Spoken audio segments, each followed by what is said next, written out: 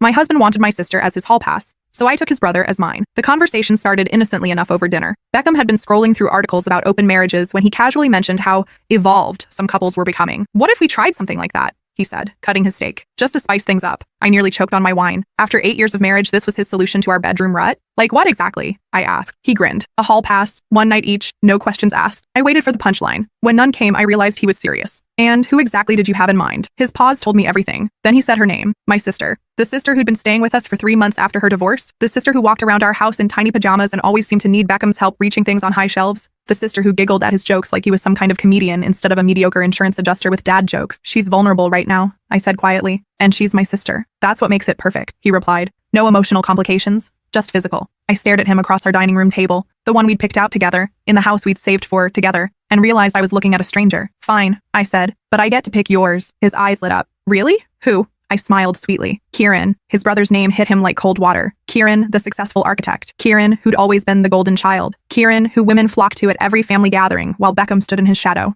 You can't be serious, he stammered. Why not? No emotional complications, right? Just physical. I watched his face cycle through emotions. Shock, anger, jealousy. Everything he'd expected me to feel about my sister. That's different, he said weakly. How? He couldn't answer, because there was no answer. His fantasy only worked when he was the one getting something better. That night, I texted Kieran. We'd always had an easy friendship, and he'd made no secret about finding Beckham insufferable. When I explained the situation, his response was immediate. Your husband is an idiot. When do we start? The next morning, Beckham woke up full of apologies and backtracking, but it was too late. I'd already seen who he really was, and I'd tasted something I hadn't felt in years. The thrill of being truly wanted. Kieran picked me up that Friday in his Porsche. We didn't go to a hotel. We went to his penthouse apartment overlooking the city. As he poured wine, I felt more alive than I had in years. You deserve better than him, Kieran said, his hand touching mine. I kissed him, hard, desperate. 8 years of feeling invisible melted away. When I came home Sunday morning, Beckham was pacing our living room. My sister sat on the couch looking uncomfortable. Where were you? He demanded. Using my hall pass, I said calmly. How was yours? His face crumpled. She turned me down, said it felt wrong. I looked at my sister, who nodded apologetically.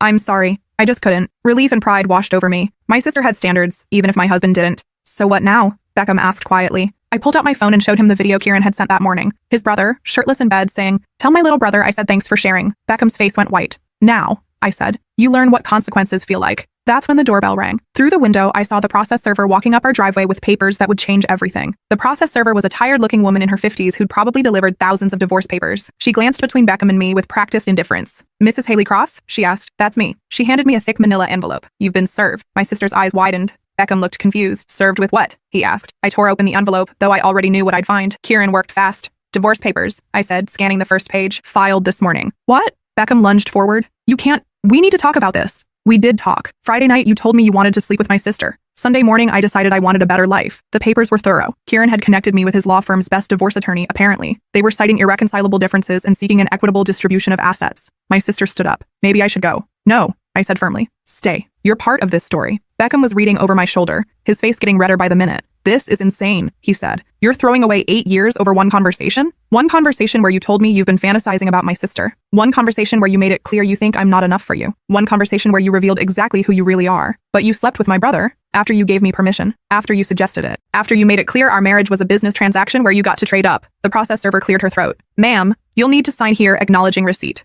I signed with a flourish. After she left, Beckham slumped into his favorite recliner, the ugly brown one I'd been trying to get rid of for 3 years. This is really happening, he said quietly. It really is. My sister sat back down looking stunned. When did you plan all this? Saturday morning, I said. Kieran introduced me to his attorney over breakfast. Turns out she specializes in cases where husbands make spectacularly stupid decisions. You were with him all weekend? Beckham's voice cracked. I was. And you know what? It wasn't just physical. We talked. About books, about travel, about dreams. Things you and I stopped doing years ago. That wasn't entirely true. Kieran and I had spent most of Saturday in bed, making up for 8 years of marriage to someone who looked at me like furniture. But we had talked, too. Real conversations that made me remember what it felt like to be interesting to someone. So, what happens now? My sister asked. I looked around our living room, the beige walls I'd wanted to paint, the coffee table covered in Beckham's sports magazines, the wedding photos that suddenly looked like evidence of a crime scene. Now I start over. My phone buzzed. A text from Kieran. How did it go? I typed back. He's been served. Want to celebrate? His response was immediate. Already making dinner reservations. Beckham saw me smiling at my phone. You're really doing this? He said. You're really choosing him? I'm choosing me, I corrected. For the first time in 8 years,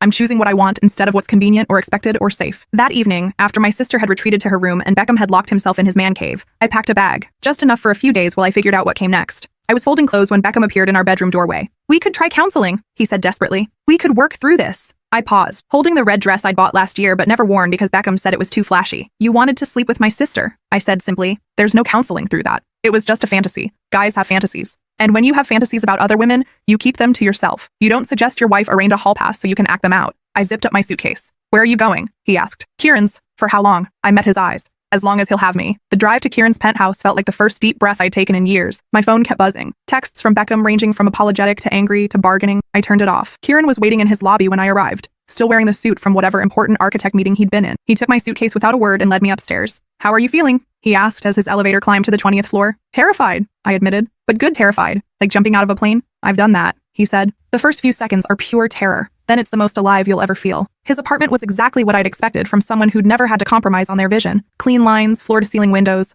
art that probably cost more than my car. Everything Beckham would have called pretentious. Are you hungry? Kieran asked. I made reservations at Meridian. Meridian was the kind of restaurant Beckham said was overpriced and snooty. The kind of place I'd always wanted to try. I'd love that. Over dinner, Kieran told me about his latest project, a sustainable housing development that would revolutionize affordable living. His eyes lit up when he talked about solar panels and rainwater collection systems. When was the last time Beckham had been passionate about anything besides beer and fantasy football? What about you? Kieran asked over dessert. What do you want to do with your life now that you're free? The question hit me like a physical blow. When was the last time anyone had asked me what I wanted? I don't know, I said honestly. I've been Mrs. Beckham Cross for so long, I'm not sure who Haley is anymore. Then we'll figure it out together. The casual way he said we made my chest tight. Beckham had never talked about our future like that. Like it was something we were building together instead of something that was just happening to us. That night, lying next to Kieran in his king-sized bed, I felt something I hadn't experienced in years. Hope. My phone, which I'd finally turned back on, showed 17 missed calls from Beckham and 43 text messages. The most recent one, sent at 2 a.m., just said, please come home. But this was starting to feel like home. The next morning, Kieran made coffee in a machine that probably cost more than our monthly mortgage payment.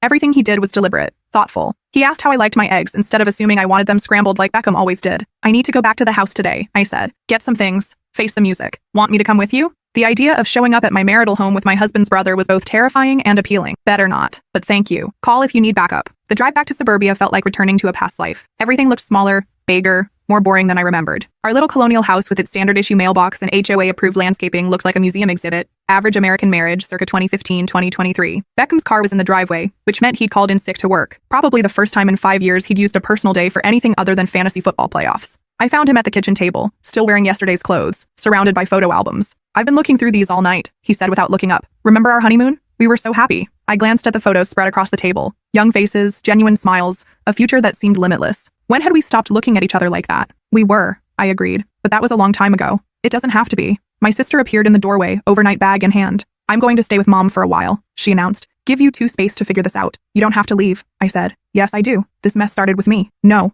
I said firmly. This mess started with him. I pointed at Beckham, who was still staring at our honeymoon photos like they were legal documents that could reverse time. None of this is your fault, I told my sister. You said no when he approached you. You did the right thing. I should have told you immediately. Why didn't you? She glanced at Beckham, then back at me. Because I knew it would destroy your marriage. My marriage was already destroyed. I just didn't know it yet. After my sister left with promises to call later, Beckham and I sat across from each other at the same table where this had all started 3 days ago. I talked to a counselor this morning, he said. Dr. Reeves. She has an opening Thursday. I'm not interested in counseling. Just one session. What could it hurt? I studied his face. The man I'd fallen in love with at 23, married at 25, and slowly grown apart from over 8 years of routine and compromise and taking each other for granted. What could it hurt? I repeated. Beckham, you asked me to arrange a threesome with my sister. You don't recover from that in therapy. It wasn't a threesome, it was a hall pass. That's worse. A threesome would have at least included me. He flinched. You wanted permission to cheat on me with my sister while I sat at home waiting for you to come back and tell me how great she was in bed. I didn't think it through. That's the problem. You didn't think at all. You saw an opportunity to upgrade and you took it. Is that what you did with Kieran? Upgrade? The question hung in the air between us.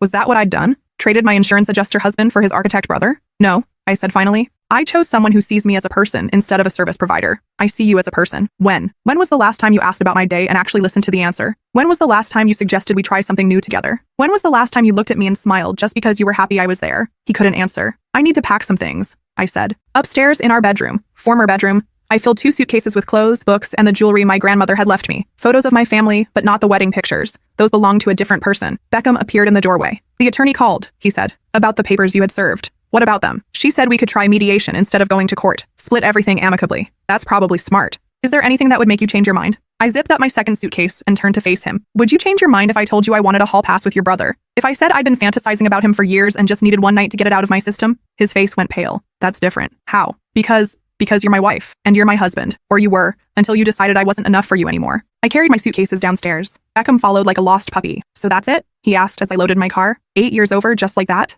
8 years that ended the moment you said my sister's name. I drove away without looking back. Kieran was waiting for me when I got back to his apartment. Takeout containers from my favorite Thai place spread across his dining table. How did it go? He asked. About as well as you'd expect. He pulled out my chair for me, something Beckham had stopped doing approximately 7 years ago. He wants to try counseling, I said as Kieran served pad thai onto my plate. What do you want? Another question no one had asked me in years. I want to not feel guilty for choosing myself for once. Why would you feel guilty? Because good wives are supposed to work harder to save their marriages. They're supposed to forgive and compromise and try counseling. Good wives also deserve husbands who don't fantasize about their sisters. We ate in comfortable silence for a while. Through his floor-to-ceiling windows, the city sparkled below us. All those lights, all those lives, all those possibilities I'd never considered while I was busy being Mrs. Beckham Cross. Can I ask you something? I said. Anything. Did you ever think about me before all this? Kieran set down his fork and looked at me seriously. Every family gathering for the past 5 years. Really? Really? You'd laugh at something and your whole face would light up, and I'd think about how my brother was the luckiest man alive. Then he'd make some comment about how you needed to lose weight or how you talked too much or how you spent too much money, and I'd want to punch him. He said I talked too much? At last year's Christmas party. You were telling that story about the time you got lost in Venice,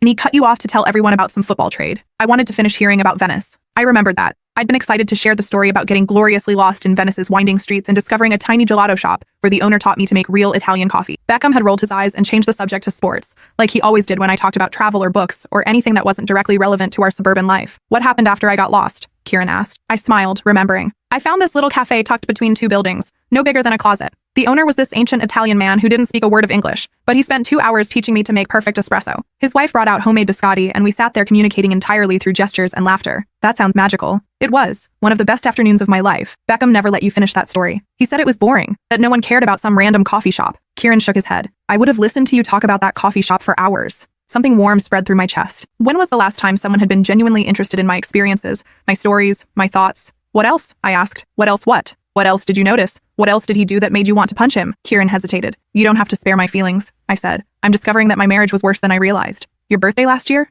You mentioned wanting to take a cooking class, and he laughed. Said you already knew how to cook and it would be a waste of money. I remembered that too. Le Cordon Bleu was offering a weekend series on French pastries. I'd been excited about learning something new, meeting new people, developing a skill that was just for me. Beckham had dismissed it immediately. Then at Easter, you wore that yellow dress. He said it made me look like a banana. You looked beautiful, radiant, and he spent the entire day making jokes about your outfit instead of telling you how stunning you were. Each memory was a small cut, accumulating into a larger wound. How many times had Beckham diminished me without me fully realizing it? How many times had I swallowed my interests, my enthusiasm, my joy, because he found it silly or expensive or impractical? Why didn't you ever say anything? I asked. Because you were married to my brother. Because I thought you were happy. Because I'm not the kind of person who breaks up marriages. But you are the kind of person who sleeps with your brother's wife? He met my eyes. I'm the kind of person who gives a woman what she deserves when her husband is too stupid to appreciate her. The heat in his voice made my pulse quicken. And what is it that I deserve? He reached across the table and took my hand. Everything, he said simply. You deserve everything. Later that night, as we lay tangled in his sheets, I thought about the last time Beckham and I had made love. Really made love. Not just the perfunctory Saturday morning routine that had become our norm. It had been months. Maybe longer. We'd become roommates who shared a mortgage and a Netflix account. With Kieran, I felt like a woman again instead of a function. My phone buzzed on the nightstand. Another text from Beckham. I keep thinking about our wedding day. You were so beautiful. I was so proud to call you my wife. Can we please try to save what we had? I showed the text to Kieran. What are you thinking? He asked. I'm thinking about the difference between loving someone and being proud to own them. Explain. On our wedding day, he was proud to call me his wife. But when did he last tell me he loved me? Not that he loved having me there to cook dinner and do laundry and remember his mother's birthday. When did he last love me for who I am? Kieran traced patterns on my bare shoulder. I love that you tell stories about getting lost in Venice. I love that you want to learn to make French pastries. I love that you wear yellow dresses even when small-minded people make banana jokes. You barely know me. I know you better than he does. It was true, and that realization hit me like cold water. After 8 years of marriage, Kieran, who I'd seen maybe once a month at family gatherings, understood me better than my own husband. I want to show you something, I said. I retrieved my laptop from my purse and pulled up a folder I'd hidden deep in my files. Photos from the past 3 years. Not the posed family pictures or vacation snapshots that made it onto social media. The real moments. Me at a bookstore, face lit up with excitement over a new novel. Beckham in the background checking his phone. Me laughing at something my friend Lauren said during our girls' night out. Pure joy captured in a single frame. Me in the garden, dirt under my nails, completely absorbed in planting herbs. I'd forgotten Beckham was even taking the picture. These are who you really are, Kieran said, scrolling through the images. Not the woman who apologizes for taking up space. Is that what I do? Constantly. You apologize for talking too long, for wanting things, for having opinions. You make yourself smaller to fit into the space he's decided you should occupy. He was right. Somewhere along the way, I'd learned to shrink myself to avoid conflict, to keep peace, to be the easygoing wife who didn't cause problems. I don't want to be small anymore, I said. Then don't be. The next morning, Kieran made breakfast while I called my best friend Lauren. I hadn't talked to her in weeks. Beckham always made snide comments about her being high maintenance because she was divorced and dating and living her life unapologetically. Holy shit, Lauren said when I explained the situation. You're leaving him? I left him, past tense. And you're with Kieran? Hot architect Kieran? That's not the point. It's absolutely the point. You've been married to Mr. Vanilla for 8 years. You deserve some chocolate. Lauren, I'm serious. Remember when we were 25 and you had all those plans? You wanted to travel, learn languages, maybe go back to school for art history. What happened to all that? I knew what had happened. Marriage happened. Mortgages and compromise and the slow erosion of dreams in favor of stability. It's not too late, Lauren continued. You're 31, not 91. You can still do all those things. After I hung up, Kieran emerged from his kitchen with perfectly prepared eggs Benedict and fresh squeezed orange juice. That smelled like an important conversation, he said. Lauren reminded me that I used to have dreams. What kind of dreams? I felt embarrassed saying it out loud. I wanted to get my master's in art history, maybe work at a museum, travel to see famous artworks in person instead of just reading about them in books. That sounds amazing. Beckham said it was impractical, that we needed to focus on building equity and saving for retirement. What do you want to focus on now? Another impossible question. What did I want? I want to see the Mona Lisa, I said impulsively. I've wanted to see it in person since I was 12 years old. Then let's go. I laughed. You can't just decide to go to Paris. Why not? I have vacation days. You're unemployed. My passport is current. He was serious. Kieran, I can't let you— Let me what? Take a trip with a beautiful woman who deserves to see the Mona Lisa? It's too much. Too fast. Too what? Too good to be true? Too spontaneous? Too much like actually living your life instead of just existing in it? I stared at him. In the space of 4 days, he'd shown me more consideration, more genuine interest, more respect than Beckham had in the past 4 years. What about work? I asked weakly. I'm the boss. The perks of working for yourself. What about the divorce proceedings? They'll still be there when we get back. What about— He silenced me with a kiss. Say yes, he murmured against my lips. Just once. Say yes to something your heart wants instead of finding reasons why you can't have it. Yes, I whispered. And just like that, I was going to Paris. That afternoon, while Kieran made arrangements with his travel agent, I drove back to my house to tell my sister about the trip. She was packing up her room, preparing to move to Mom's. Paris? She squeaked. You're going to Paris? Tomorrow? Is that crazy? It's insane. It's impulsive.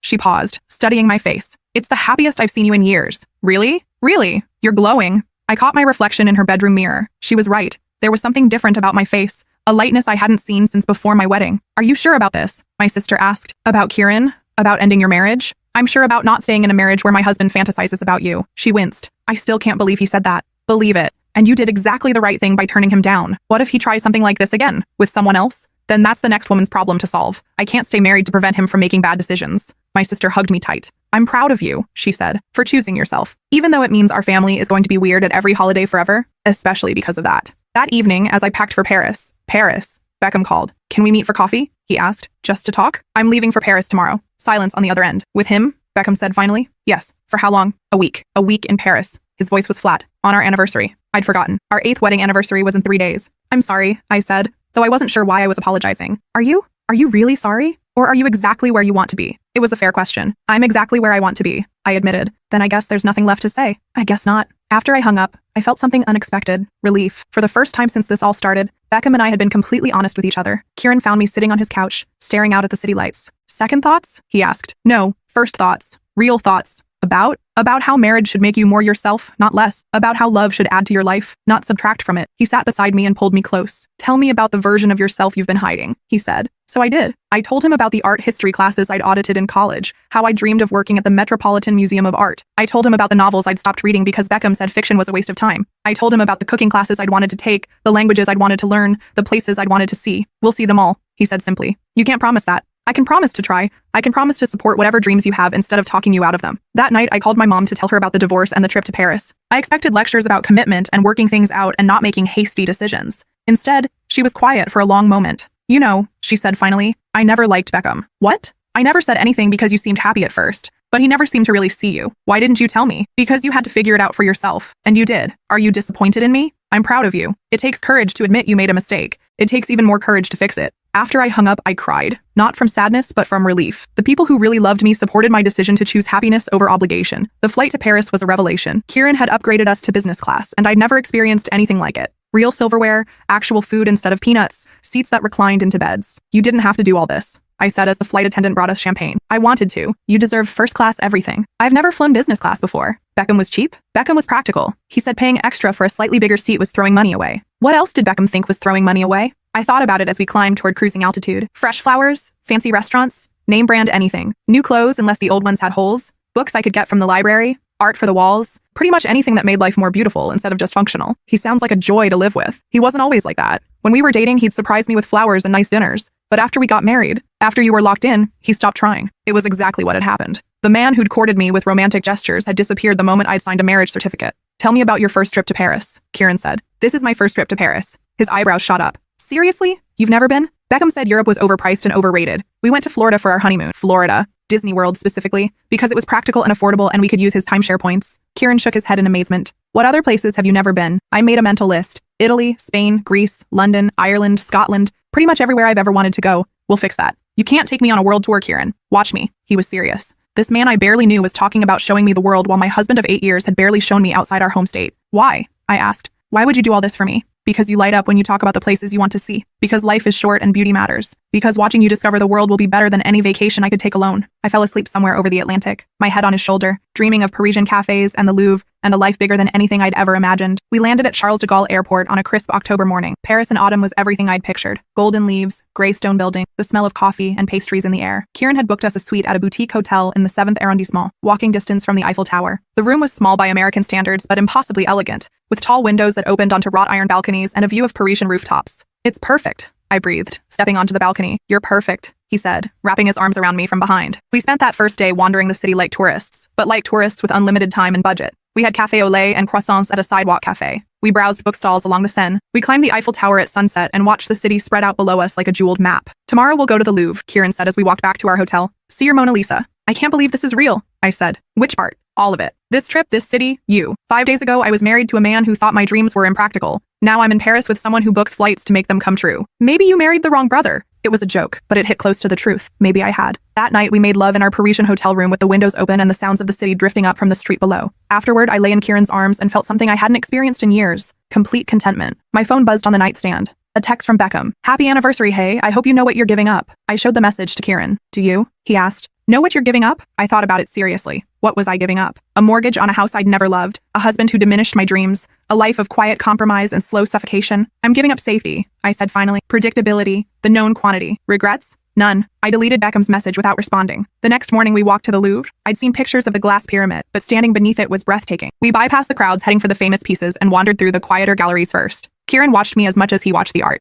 What? I asked when I caught him staring. You get this look when you see something beautiful. Your face goes completely still, and your eyes go wide, like you're trying to memorize every detail. I want to remember all of this. You will. We found the Mona Lisa in her climate-controlled chamber, surrounded by crowds and security guards. She was smaller than I'd expected, but more mysterious in person. I stood there for 20 minutes just looking. What do you think? Kieran asked. I think I understand why people travel across the world to see her. Photos don't capture the way she seems to be looking directly at you. Like she knows your secrets. Like she approves of them. We spent the entire day at the Louvre. Kieran was endlessly patient as I absorbed 8 centuries of art, reading every placard, studying every brushstroke. He bought me a beautiful coffee table book in the gift shop, something Beckham would have called an expensive waste of space. For when you want to remember this day, Kieran said. That evening we had dinner at a tiny bistro tucked away on a side street. The owner recognized us as Americans and insisted on speaking English, recommending wine and explaining each dish with theatrical enthusiasm. To new adventures, Kieran said, raising his glass. To saying yes, I replied. The wine made me philosophical. Can I tell you something? I asked. Anything. I used to think I was a practical person, responsible, good at making sensible decisions. And now I think I was just scared. Scared of wanting too much, dreaming too big, asking for more than I deserved. What changed? You.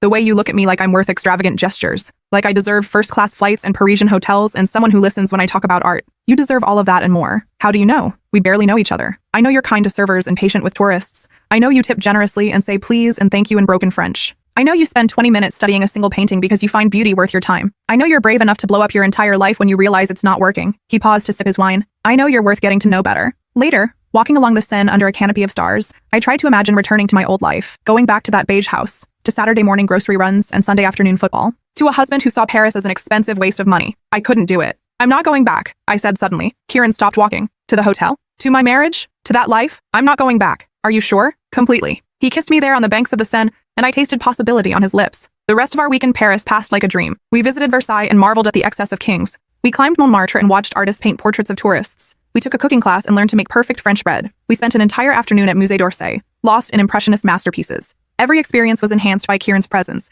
his genuine enthusiasm for whatever captured my interest. He photographed me in front of every landmark, bought me books from Shakespeare and Company, held my hand through narrow medieval streets. On our last night, we had dinner at a Michelin-starred restaurant that would have cost more than Beckham spent on food in a month. Every course was a work of art, and Kieran encouraged me to order the wine pairing despite the ridiculous price. To the most expensive meal of my life, I said, raising my glass. To the beginning of your real life, he corrected. When we returned to Chicago, everything looked different. The airport felt harsh and artificial after a week of Parisian elegance. The drive back to the city seemed gray and uninspiring. Welcome back to reality, I said as we pulled into Kieran's parking garage. This isn't reality, he said. This is just geography. His apartment felt like home in a way my house never had. We unpacked together and he cleared space in his closet without being asked. Permanent space, not temporary visitor space. Are you sure about this? I asked. About me moving in? I've never been more sure of anything. That evening, I called my divorce attorney to schedule a meeting. Then I called my sister to tell her about Paris. Then I called my mom to say I was happy, genuinely, completely happy, for the first time in years. I didn't call Beckham. 3 days later, he called me. The attorney says you're seeking half of everything, he said without preamble. That's generally how divorce works, including the house. I helped pay for that house for 8 years. But you don't even want it. You're living with my brother in his fancy penthouse. The house will sell. We'll split the proceeds. I'll use my half to start over. Start over doing what? It was a fair question. For the first time in my adult life, I had complete freedom to choose my own path. I'm going back to school, I said. Art history master's program at Northwestern. Silence on the other end. Since when do you want to go back to school? Since always. You just never listened when I talked about it. That's going to be expensive. Good thing I'll have half the proceeds from our house to pay for it. More silence. I can't believe you're throwing away 8 years for some midlife crisis fantasy, he said finally. I can't believe you think getting an education is a fantasy. I can't believe you chose my brother over me. I didn't choose your brother over you. I chose happiness over resignation. I chose growth over stagnation. I chose someone who sees me as a partner instead of a service provider. I never treated you like a service provider. When was the last time you asked about my day and cared about the answer? When was the last time you suggested we try something new together? When was the last time you made me feel like you were lucky to be married to me instead of like I should be grateful you settled for me? He couldn't answer because there was no answer. The papers are fair, I said. Sign them, and we can both move on. What if I don't want to move on? Then you'll be moving on alone either way. I hung up, feeling lighter than I had in months. The divorce proceedings took 6 weeks to finalize. Beckham contested nothing, partly because the settlement was fair, but mostly because his attorney advised him he had no grounds to fight. Asking your wife to arrange infidelity with her sister while you're still married isn't exactly sympathetic plaintiff territory. I used the waiting period productively. I applied to Northwestern's art history program and was accepted for the spring semester. I found a part-time job at a gallery in River North. I started learning French through an app, planning for the next time Kieran and I traveled to Paris. The day our divorce was finalized, Kieran took me to lunch at the same restaurant where we'd had our first official date. We ordered champagne to celebrate. Any regrets? He asked. Only that I waited so long to leave. What's next for us? It was the first time either of us had directly addressed the future. We'd been living day by day, enjoying each other's company without defining what we were building together. What do you want to be next? I asked. I want to travel with you. I want to support your dreams instead of diminishing them. I want to wake up every morning excited to see what adventure you'll suggest. Adventures can be expensive. I can afford adventures. What I can't afford is a boring life. And if the excitement wears off, if you get tired of art museums and language classes and impractical dreams, then I'll know I was wrong about who you are. But I don't think I'm wrong. He reached across the table and took my hand. Marry me, he said simply. I nearly choked on my champagne. What? Marry me. Not now, not tomorrow, but someday. When you're ready. When you trust that I'm nothing like my brother. Kieran,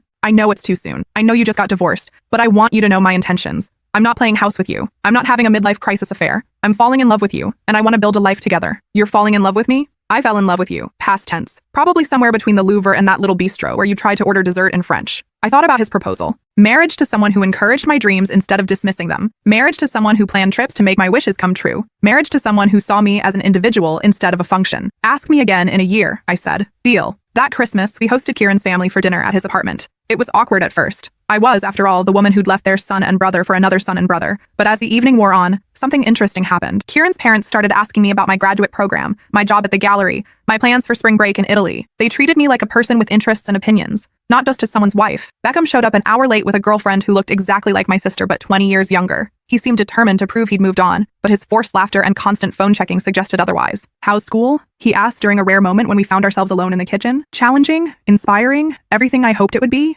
And the gallery job? I love it. I'm learning about contemporary artists, building relationships with collectors. My boss thinks I have a good eye. That's good. I'm glad you're finding yourself or whatever. His dismissive tone was so familiar I almost laughed. I didn't find myself, Beckham. I stopped hiding myself. When they left that night, Kieran's mother hugged me tightly. You're glowing, dear, she said. Love looks good on you. Thank you. I'm sorry it took my sons this long to see what a treasure you are. Better late than never. That spring, Kieran and I traveled to Italy for my spring break. We spent a week in Florence, studying Renaissance art in the city where it was born. I stood in front of Michelangelo's David and cried actual tears at the perfection of it. Tell me what you're thinking, Kieran said. I'm thinking about how small I used to make my world, how I convinced myself that wanting to see beautiful things was selfish or impractical. And now? Now I think life is too short not to surround yourself with beauty, including beautiful people. I turned to look at him, this man who'd changed the trajectory of my entire life, especially beautiful people. We made love that night in our Florentine hotel room, and afterward, I lay in his arms thinking about the woman I'd been a year ago. That woman couldn't have imagined this life, these experiences, this joy. I have something to tell you, Kieran said into the darkness. What? I bought a ring. My pulse quickened. What kind of ring? The kind you wear on your left hand. The kind that comes with promises and forever.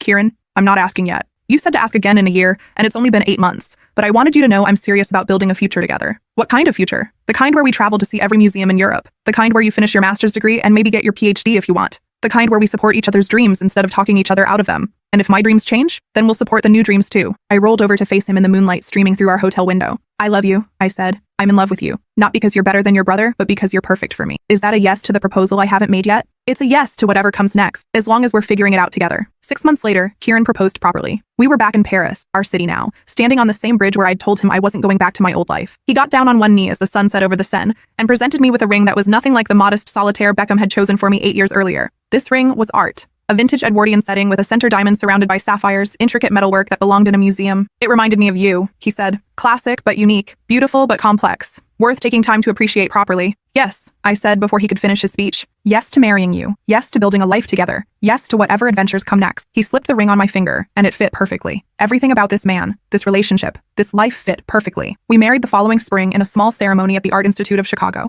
surrounded by impressionist masterpieces and people who genuinely celebrated our happiness. My sister was my maid of honor. Kieran's best friend from architecture school was his best man. Beckham didn't attend. He'd married his young girlfriend in a quick courthouse ceremony 6 months earlier, apparently determined to prove he could move on faster than I could. According to Kieran's mother, it was already showing signs of strain. Some people learn from their mistakes, she confided during our reception. Others just repeat them with different people. I didn't waste energy thinking about Beckham's new marriage. I was too busy living in my own. For our honeymoon, Kieran and I spent 3 weeks in Greece, island hopping through the Aegean. We swam in impossibly blue waters, explored ancient ruins, and ate fresh seafood while watching sunsets that made me understand why poets had been writing about Greek islands for thousands of years. Where to next? Kieran asked on our last night in Santorini. Home, I said. I want to start our real life together. What does our real life look like? I thought about it as we watched the sun disappear into the sea. It looks like Sunday mornings reading different sections of the newspaper and sharing interesting articles. It looks like cooking dinner together and trying new recipes. It looks like supporting each other's careers and celebrating each other's successes. It looks like growing old together while still saying yes to adventures. Exactly. 2 years later, I graduated with my master's degree in art history. Kieran flew my entire family in for the ceremony, including my parents, my sister, and even my elderly grandmother who rarely traveled. After the ceremony, we had dinner at the best restaurant in Chicago, the kind of celebration Beckham would have considered an unnecessary expense. What's next for Dr. Cross?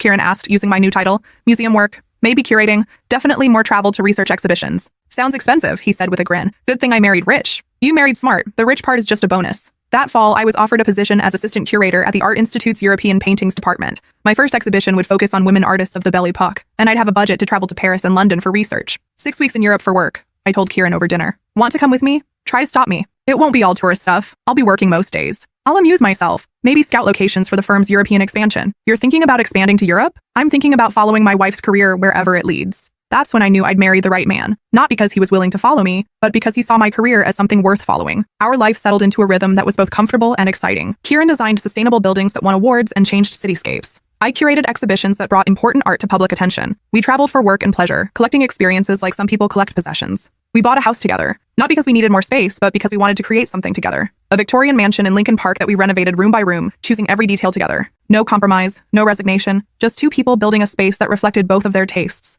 The house had a library where I could spread out research materials, and a studio where Kieran could work on personal projects. It had a garden where we grew herbs for the elaborate meals we cooked together. It had guest rooms for the family and friends who visited regularly, drawn by our obvious happiness. 3 years into our marriage, my phone rang while I was preparing for the opening of my Belle Epoque exhibition. The caller ID showed a number I didn't recognize. Hello? Haley? It's me, Beckham. I hadn't heard his voice in over 2 years. What can I do for you? I asked politely. I wanted to congratulate you on your exhibition. I saw the article in the Tribune. Thank you. And I wanted to apologize for everything, for the way our marriage ended, for the way I treated you, for not appreciating what I had. I waited for him to continue. My marriage ended last month, he said. Turns out when you marry someone for their youth and appearance, you don't have much left when the novelty wears off. I'm sorry to hear that. Are you? Really? I considered the question seriously. Was I sorry that Beckham was unhappy? Yes, despite everything. I didn't wish pain on him. Was I sorry that his second marriage had failed? Not really. Some people needed to learn lessons the hard way. I'm sorry you're hurting, I said finally, but I'm not sorry about the choices that led us here. Do you ever think about what might have happened if I hadn't been such an idiot? If I'd supported your dreams instead of dismissing them? No, I said honestly. I don't think about alternative histories.